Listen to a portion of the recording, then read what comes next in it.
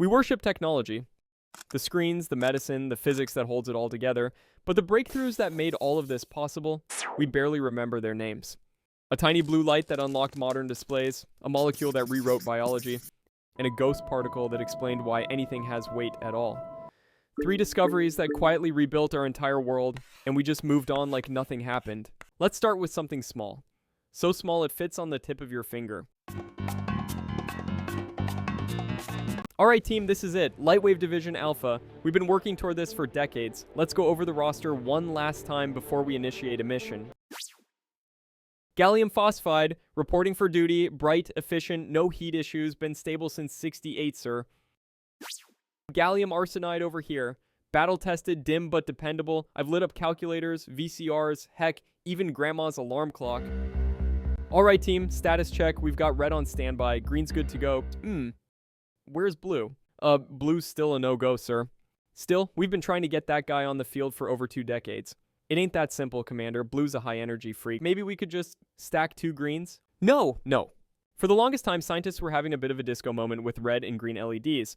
Those were easy. Take some gallium arsenide or gallium phosphide, mix it up just right, and tiny light bulb that glows red or green without heating up. These things were low energy, compact, lasted forever, and didn't randomly explode like early light bulbs probably did.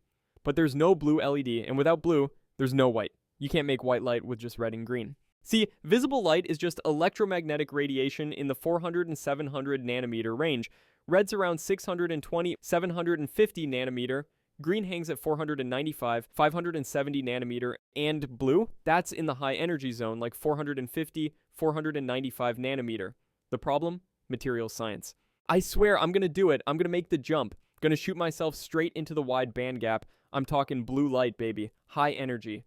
No more red or green peasant glow. Kid, you don't even have the momentum. You try that jump, you're gonna get stuck mid-gap or worse, fall back down and emit infrared. That's retirement tier light. No, I got this. They said it couldn't be done, but I believe in myself. I've seen the charts. I've read the quantum mechanic forums. I'm destined for gallium nitride. You're made of gallium arsenide. You ain't got the band gap width, kid. That jumps for the nitrides. It's physics, not a personality issue.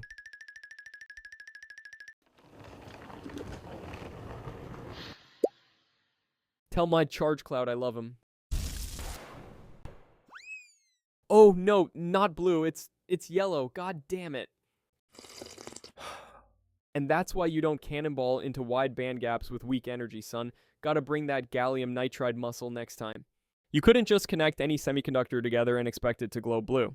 The existing materials just didn't work. The band gap, the energy difference, electrons jump across to release photons, wasn't high enough. We needed something with a wide band gap, like really wide. So for decades, literal decades, scientists were banging their heads against the periodic table trying to get something that glows blue. And then, in the 1990s, Japanese scientists Isamu Ekisaki, Hiroshi Amano, and Shuji Nakamura just casually invented blue LEDs using gallium nitride. They figured out how to grow gallium nitride crystals on a substrate, doped it with the right impurities, and created pure blue light. Alright team, welcome to Q4 RGB strategy review. Smartphones, total takeover, OLED stocks through the roof, city skylines are glowing, look at me shining. But we haven't reached the best part yet. When are we firing CRT? Wait, I can change, I swear. Just give me a few more inches of desk space. Now we run the world, pack your cables and get out. Suddenly, we had cheap, low-energy, long-lasting lighting. You like OLED screens, LCDs with LED backlights, 4K anime girls with suspiciously high refresh rates? None of that exists without blue LEDs because displays need precise control of RGB subpixels to make all the colors you see, and without blue, you don't get the B in RGB, you get RG, and that's just sad. Even your phone screen. The glowing rectangle you're probably reading this on was tech birthed from blue LEDs. Without them, we'd still be watching Shrek on fuzzy beige boxes with glass tubes sticking out the back. Everything in the electronic world changed with blue LEDs. In 2014, the Nobel Prize in Physics was finally handed out to Nakamura and his fellow blue LED pioneers. But after that, they were kind of forgotten. And we forgot the significance of blue LEDs. A viral punk has showed up. Immune system's blowing up. We gotta crank spike proteins ASAP. mRNA, get here now! Yes, boss, I am here. Start a promoter. No messing with introns. Don't shift frames or we're making cancer. Not Spike. Look who's back. Another urgent order. Alright guys, we got a super urgent request. Let's get to it. Everything is urgent around here. Not like we are getting paid even. Just stupid experience. I swear I'm gonna quit today. You said that yesterday. You there get to work. mRNA stands for messenger ribonucleic acid. Yeah, sounds like some Harry Potter portion. But it's just the little dude in your cells that carries the instructions from your DNA to make proteins. That's all it does. Every cell in your body is like a little factory. And your DNA is the instruction manual, locked up tight in the nucleus. Everyone thinks mRNA vaccines just popped into existence the moment COVID hit. But this has been a slow burn decades in the making. Scientists have been working on the concept of using mRNA as a vaccine vector since the early 1990s, but every time someone brought it up, Big Pharma just stared at them like they were trying to pitch scented napalm. Too unstable, too expensive, too science fiction-y. Catalin Carrico spent decades pushing the idea that mRNA could be used to treat diseases, and every grant committee told her the same thing. Imagine programming mRNA to fight diseases, like vaccines that can be made in days, not years. Bold, very bold. But we've got a very promising project on the table already. Oh, we're funding a study to see if chickens can tell hot people from ugly ones. What? Yeah, we show chickens pictures of faces and track their pecking behavior. I could have really become a sourdough baker. But no, be a scientist, they said. Now I get outfunded by a chicken. Side note, I'm not even making this up. There is actual published research on whether chickens prefer beautiful faces. Back to topic, Catalin and her colleague Drew Weissman eventually cracked the code in the mid-2000s, modifying the mRNA to reduce the immune system freaking out over it. When COVID hit, thanks to years of prior research, scientists created the mRNA blueprint for the spike protein in literal days. Not even exaggerating. Moderna's first vaccine candidate was ready in 2 days after the viral genome was released. 2 days. Yo, I am new here! We know. Then why are you trying to kill me already? You usually take like 5 years to even notice. So scientists plug in the genetic code for the spike protein into a synthetic mRNA strand, wrap it up in a little lipid bubble called a lipid nanoparticle. Normally, vaccine development takes years. Clinical trials, review boards, 6 layers of bureaucracy, and a handshake from God. But for COVID vaccine, the FDA transformed from, we need 10 years of data, to this. Just send it, we trust you. If I have to watch one more TikTok dance from my kid while I drink Dalgona coffee, I'm gonna lose it. Approve. Slight hiccup. We started human trials last Tuesday. Close enough. Damp it, I'm off to fight a guy in Costco for hand sanitizer. After injection, the mRNA vaccine delivers a strand of mRNA into the cytoplasm of human cells. Once inside the cell, ribosomes translate the mRNA sequence into the spike protein. Helper T cells recognize these spike protein fragments and give a heads up to the B cells to produce specific antibodies against them. Then, the immune system develops a memory response, so when the real virus shows up, the immune system goes, "So this is what it's all about, gentlemen. It's what we train for." Attack!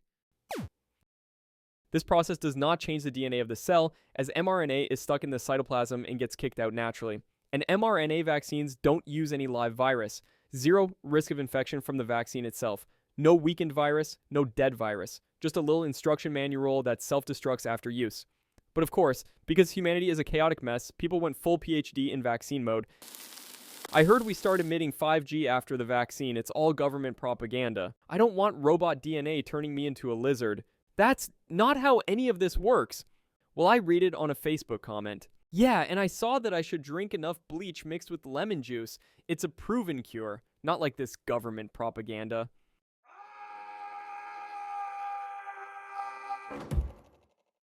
And yet, even after saving millions of lives and proving itself to be a scientific silver bullet, mRNA vaccine tech kind of faded back into the background again. Meanwhile, researchers are out here trying to use mRNA for cancer vaccines, HIV, malaria, and even personalized treatments where your vaccine is tailored to your specific tumor, which sounds really cool. Next in line for mandatory mass assignment. No one can go through here without passing the required weight. Sup, Scale, I'm Photon, fastest thing alive. Wait. I knew it! Later, folks!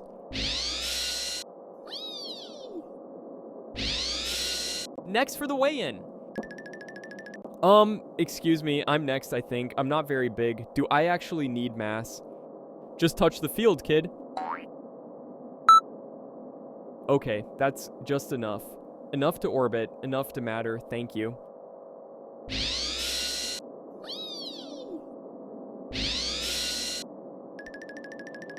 Can I keep it near 0? I kind of like phasing through stuff.